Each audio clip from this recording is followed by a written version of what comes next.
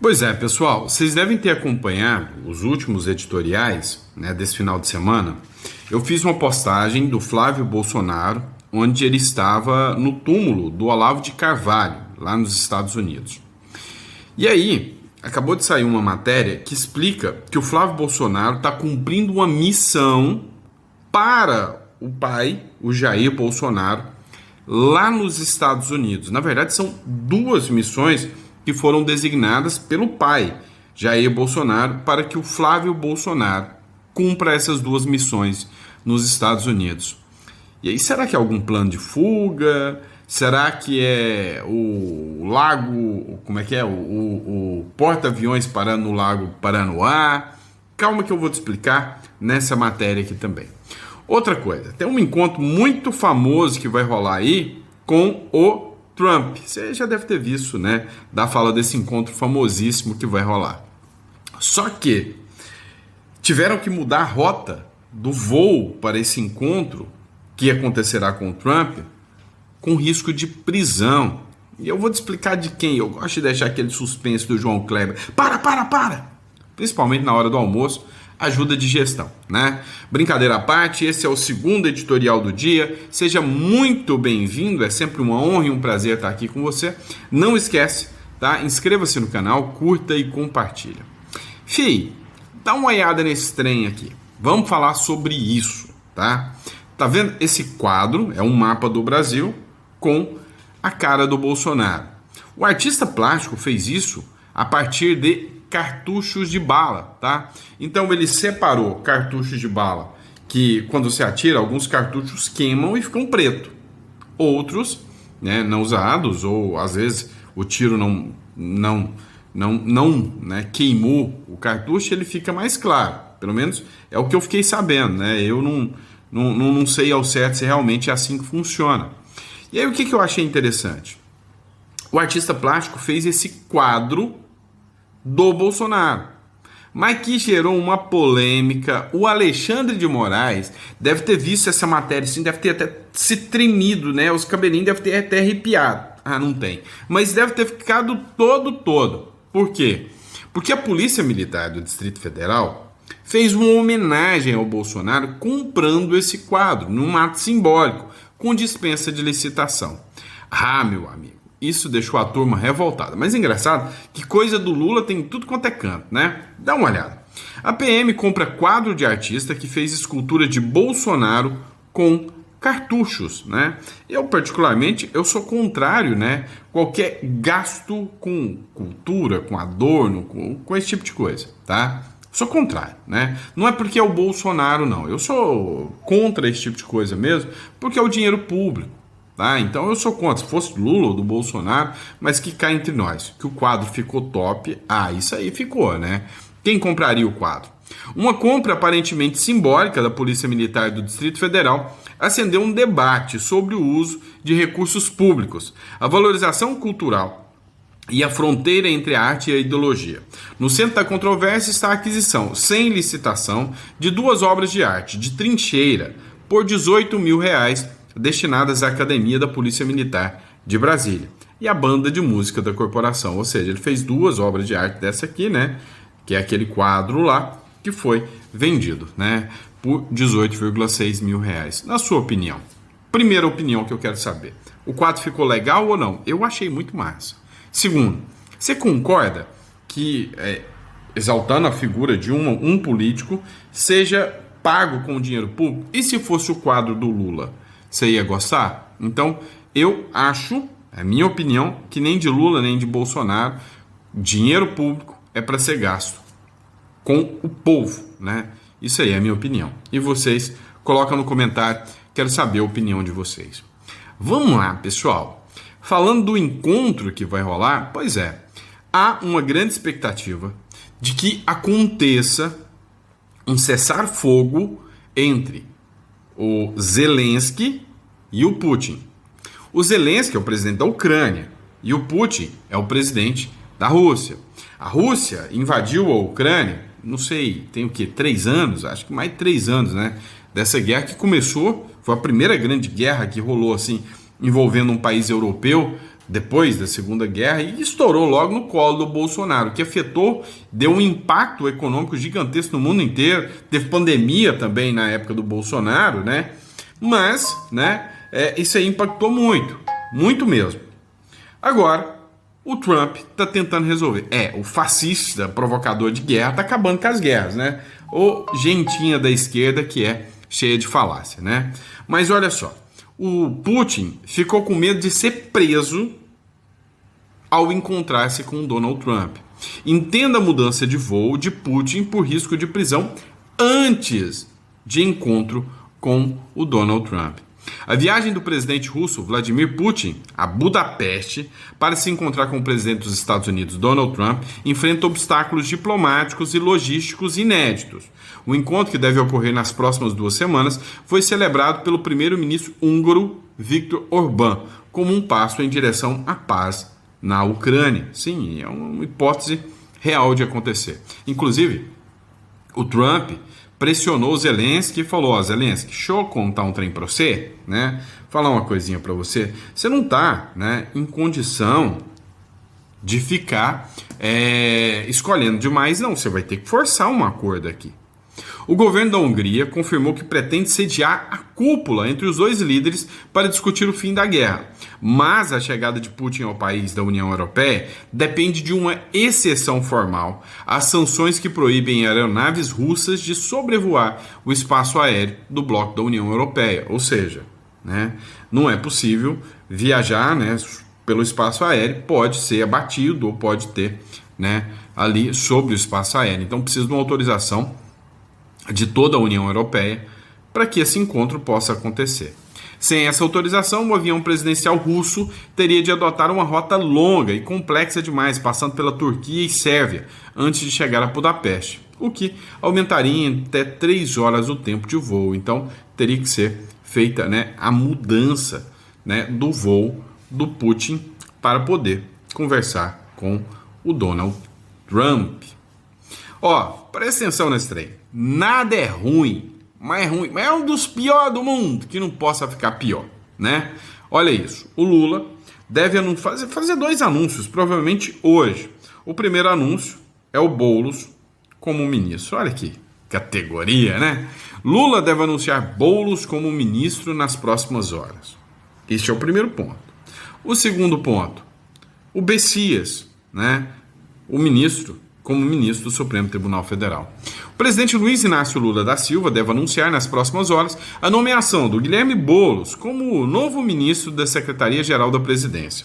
Segundo fontes do governo, o anúncio deve ocorrer até terça-feira, antes da viagem de Lula à Ásia, né? Então é provável, né, que até amanhã, né, aconteça essa nomeação do Boulos.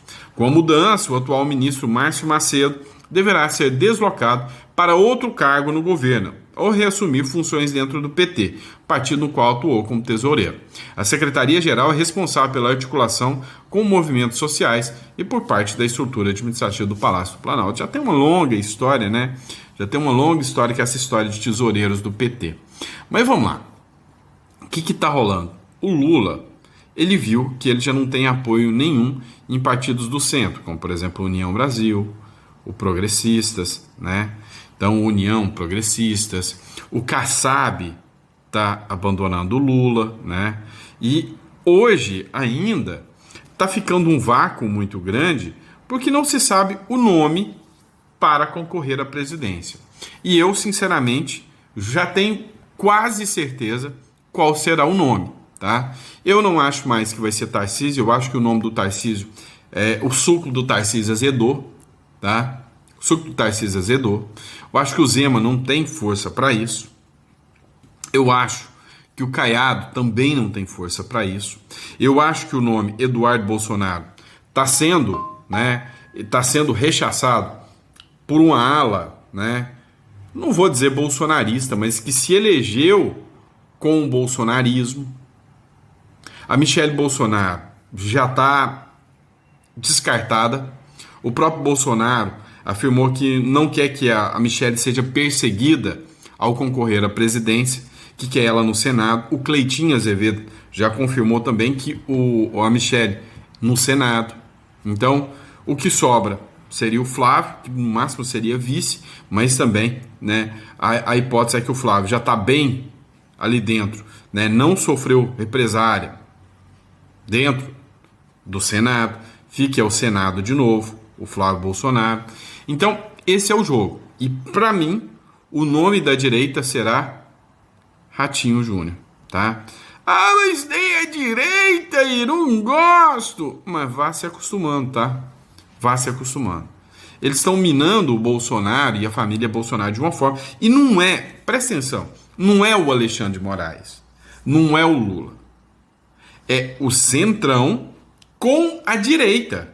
Estão minando, falando, realmente, se a gente começar a fazer campanha com um nome igual Ratinho, a gente vai poder continuar tendo like nas redes sociais, continuar ganhando voto, e a gente não precisa mudar do país igual os influenciadores, né? Igual os jornalistas, igual quem fala nas redes sociais, tá? Dá para fazer campanha. Olha só que maravilha. Eu aqui elogiando o Ratinho Júnior. Ai, que maravilha, né? Nossa, porque o Ratinho é muito bom, que não sei o quê. Agora, elogie o Bolsonaro para você ver o alvo ficar bem no meio da sua testa. É assim que funciona a regra do jogo, meu filho. Então, você já vai se preparando. Eu já estou vendo esse jogo sendo desenhado por gente da direita falando isso. É ruim? Não, não é ruim. Perto do que temos hoje, não é ruim. Perto do que a gente quer, tá longe de ser o perfeito, não é? Tá longe de ser o perfeito. Mas vamos lá. Outro detalhe, tá? Que a gente ainda ficando nesse assunto, o que está acontecendo? O Lula, ele está simplesmente tirando, né, trocando bolos ali, ele está simplesmente tirando todo mundo, do Progressistas, do União Brasil, está tirando todo mundo dessa turma. E aí ele vai ficar sem base dentro do Congresso para governar. Você entende que o Lula vai ficar isolado dentro do Congresso perto de uma eleição? Como assim, gente?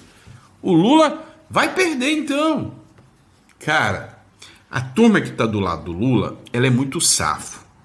Essa gente, cara, eles são muito preparados para política.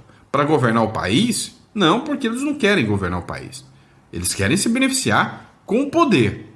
Agora, o que vai acontecer? Mas o Lula vai ficar sem base? Vai. Mas ele vai governar única e exclusivamente por decreto. Por decreto, no último ano. Os deputados e senadores vão estar tão focados em vencer as eleições no ano que vem, que nada vai andar no ano que vem. Nada, absolutamente nada. Então o que vai acontecer? Nada vai andar, tudo vai ficar travado, tudo vai ficar parado, totalmente travado.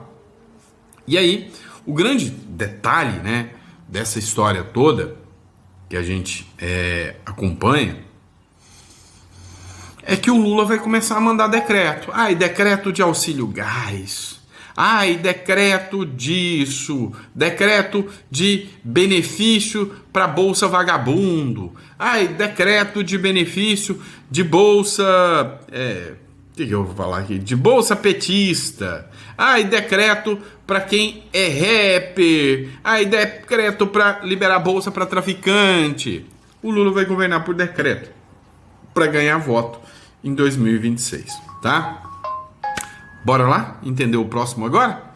Matéria do Javier Milei. Meu amigo, o Trump tá assim, com o Milei, enquanto essa química do Trump e do Lula, eu acho que é armadilha, Bino. Eu acho que é armadilha. Vamos lá. Os Estados Unidos podem comprar carne bovina da Argentina, do Brasil não. O Brasil tá com tarifa e nós não vamos tirar. Compra da Argentina para reduzir os preços ao consumidor americano. É isso. O Donald Trump e o Javier Milei firmaram um acordo para crescimento da Argentina e livre comércio. E começa com carne. Então, o governo Trump vai dar incentivos para que a carne argentina forneça o mercado americano. Assim, fornecendo o mercado americano através da carne argentina, fica mais barato para os argentinos, joga o Brasil de lado e aumenta a economia. O que eu percebi é que o Donald Trump vai fazer de tudo para o Milei se reeleger, para o Milei conseguir maioria nas votações legislativas que vão acontecer. Agora, não é à toa que ele propôs aí mandar 2 bilhões para a Argentina. E isso é muito bom. A gente está pegando uma onda agora, está fazendo a quimioterapia e a esquerda está caindo na América do Sul. E 2026, quem sabe, né? O presidente Donald Trump disse que os Estados Unidos podem comprar carne bovina argentina numa tentativa de reduzir os preços para os consumidores do país. Na semana passada, o republicano disse que iria trabalhar sobre a questão como parte dos esforços do governo para manter a inflação sob controle, tanto nos Estados Unidos quanto na Argentina. A alta do preço da carne nos Estados Unidos é influenciada principalmente pela seca que atinge a região do Texas, responsável pela produção agropecuária, e pela redução das importações do México devido a uma praga carnívora nos rebanhos bovinos do país. E aí, ele quer trazer a carne da Argentina. Pois é, senhor Flávio Bolsonaro, eu quero saber a verdade, né? Na sua opinião, Flávio Bolsonaro, você acha que ele é, assim, não, pra mim é top, não?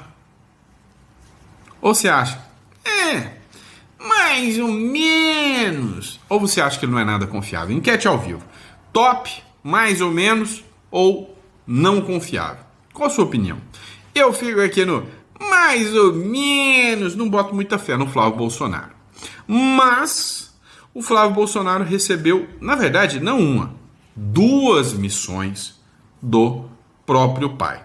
A segunda missão de Flávio Bolsonaro nos Estados Unidos, além de, a primeira, acalmar o Eduardo Bolsonaro. Ou seja, tirar da ideia do Eduardo Bolsonaro de que tem que enfrentar o sistema hoje, de que tem que buscar sanções nas pessoas que foram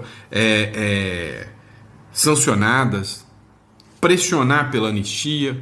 Então, a primeira missão do Flávio Bolsonaro é essa. Falar, calma-te, Eduardo Bolsonaro aí. E sim, tá? Isso aí foi confirmado até pelo Sóstenes Cavalcante, esta situation, né? Essa situação. Além de tentar acalmar o irmão Eduardo Bolsonaro, o senador Flávio Bolsonaro foi aos Estados Unidos com uma segunda missão determinada pelo seu pai, o ex-presidente Jair Bolsonaro. As pessoas que o visitaram nos últimos dias, Bolsonaro relatou que Flávio foi aos Estados Unidos também para buscar informações mais precisas sobre a recente aproximação entre Lula e Donald Trump.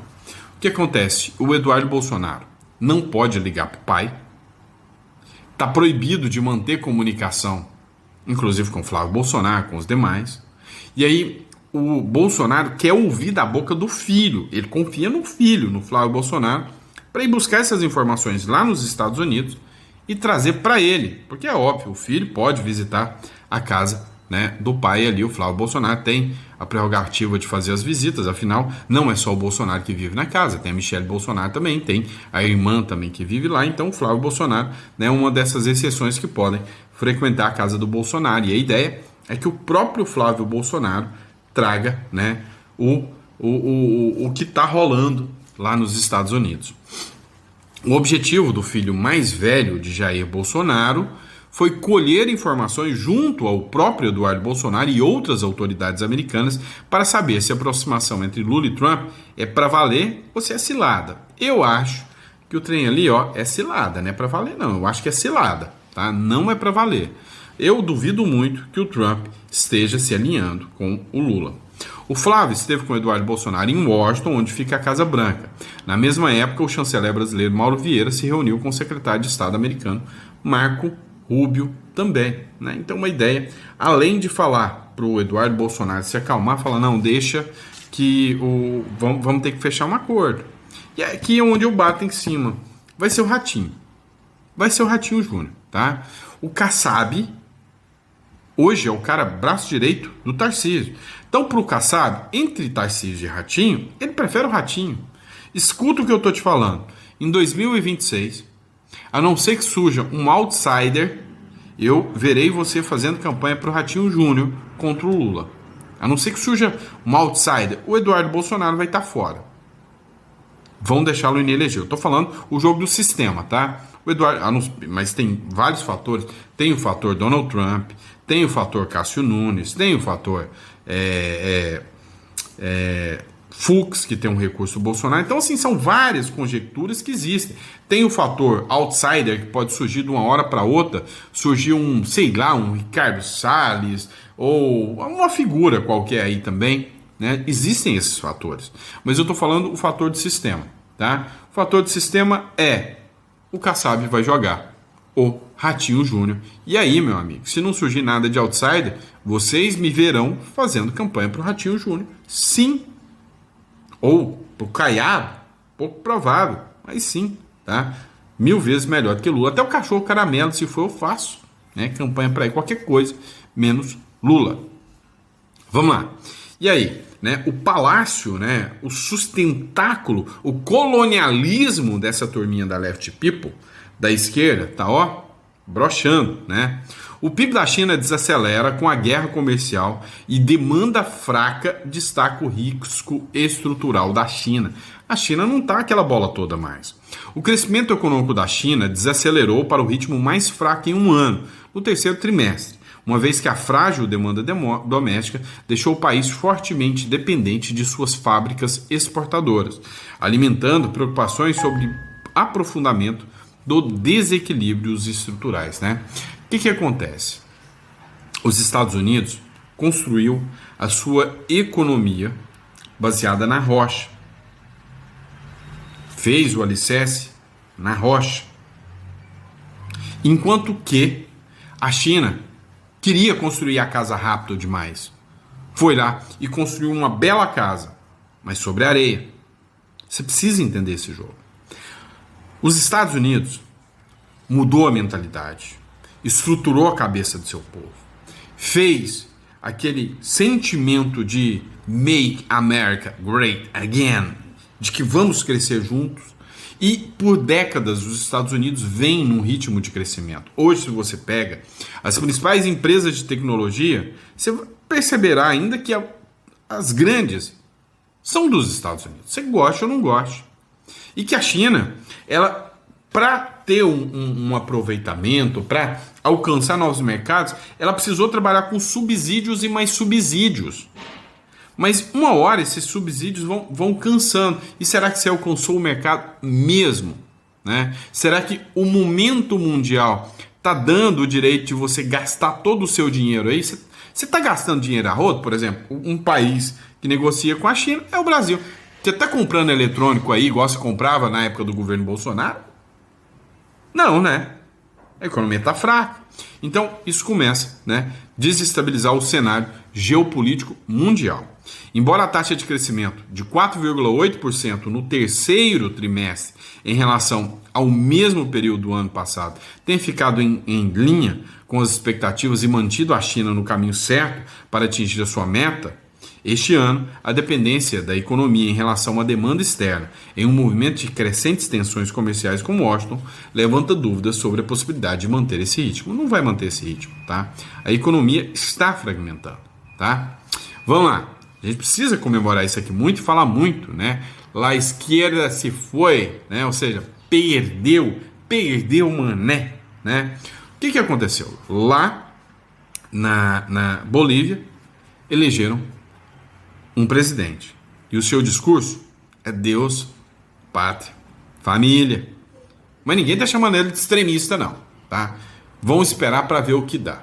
Para você ter noção, a Espanha passou por a Bolívia passou por um caos econômico, falta combustível. A Bolívia abriu negociações de extrema esquerda com o Irã, com China, com Rússia, fechou portas para os Estados Unidos, para o Brasil, não negociava com o Brasil. Olha só, ela é tão radical que achava que o Brasil era de direita. Então, já na época do Bolsonaro, já rompeu relações e não retomou essas relações mesmo com a volta do Lula. Né? Então, a Bolívia, né, ela teve um encrudecimento radical. E agora, né, foi de lavada. 2 candidatos de direita mostram, né, que foram para o segundo turno, mostram a revolta popular com esses partidos de esquerda. Dá uma olhada só, né, no que a CNN fez de matéria aqui. El triunfo triunfo de Rodrigo Paz del Partido Demócrata Cristiano es muy importante, no solamente porque se da un giro hacia la centro derecha o hacia la derecha en el país, sino también porque las promesas que ha hecho en su discurso le traen esperanza a los bolivianos. Estamos hablando de que prometió prácticamente solucionar el tema, por ejemplo, del desabastecimiento de combustible, de gasolina y de diésel el mismo 8 de noviembre, es decir, el día... Olha só, por que é tão importante, né, a vitória do Paz, né, agora? Porque a Bolívia está passando, né, por um momento caótico de falta de combustíveis, entre outras coisas. E o discurso dele vem de reabrir o mercado. Né? Então foi mais ou menos isso que ele falou, vem com um discurso de, sabe, solucionar problemas que a esquerda nunca quis solucionar por causa do assistencialismo. En que empezaría su mandato. Hubo otros temas muy importantes que mencionó durante su discurso, como reconectarse en el ámbito geopolítico. Esto habla de una nueva relación de fuerzas, tal vez en las que se aleje de países como China, Rusia, Irán y busca acercarse a países como Estados Unidos. No lo sabemos aún de cierto, pero... Outro ponto também que ele quer tratar é das novas relações comerciais, né? Vai se alejar, ou seja, vai sair fora de países como Rússia, China e Irã, ou seja, ficar dependente deles e abrir mercados para outros países, como Argentina, Estados Unidos, Paraguai, tá? Então, o foco dele é abrir mercado, ou seja, fazer exatamente, né, o dever de casa que outros países, como o próprio Paraguai, está fazendo.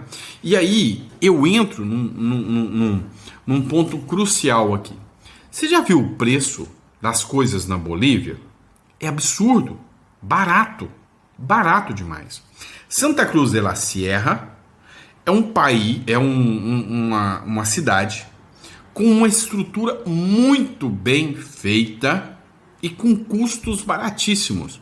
Hoje, há quem aposte que Bolívia passará a ser a próxima Argentina, que ele trará medidas de austeridade, passará pelas dificuldades de enfrentar a esquerda lá. A esquerda, ela é demoníaca, porque ela entra na mente do mais pobre de que você, eu vou dar benefícios para você e tal, mas ele vai entrar com uma nova visão. Então tem muita gente apostando, né? E eu pretendo, não vou demorar, mas eu pretendo conhecer um pouco mais sobre a Bolívia também, que eu acho que é um mercado emergente. Por la propuesta que presenta Rodrigo Paz, su frase clave es capitalismo para todos, pues lo acercaría un poco o mucho más a sistemas capitalistas como el de los Estados Unidos. Lo cierto es que hay muchos otros retos importantes. Uno de ellos era el separarse o de una vez marcar una línea que no se veía muy bien definida mientras fue candidato del MAS, separarse del movimiento al socialismo. Sin embargo, en su discurso de... Outro ponto que ele falou aqui, né, é que o discurso que ele chegou é o discurso de capitalismo para todos. E aí ele veio e fez algo que era esperado, que era romper com o MAS, que é o movimento socialismo para todos, né, que é o movimento que tinha lá na Bolívia. Então ele acaba se separando desse movimento. E aí, ao separar desse movimento, ele começa uma nova fase da direita. Vai sofrer muito ataque. Mas há muitas pessoas falando, né, que ele vai seguir uma medida mais ao estilo Daniel Noboa, que conseguiu se reeleger no Equador, né? Ou seja, abrindo os mercados. Esta noche de aceptación de su triunfo fue mucho más claro y mucho más contundente, hablando precisamente de esa separación. Importante también entender que Rodrigo Paz necesita alianzas en el legislativo, porque no tiene la mayoría para poder gobernar o para obtener la gobernabilidad sin enfrentar bloqueos en el legislativo. Habrá muchas reformas que serán necesarias para poder echar a andar y cumplir con las promesas de gobierno que hizo. Lo cierto...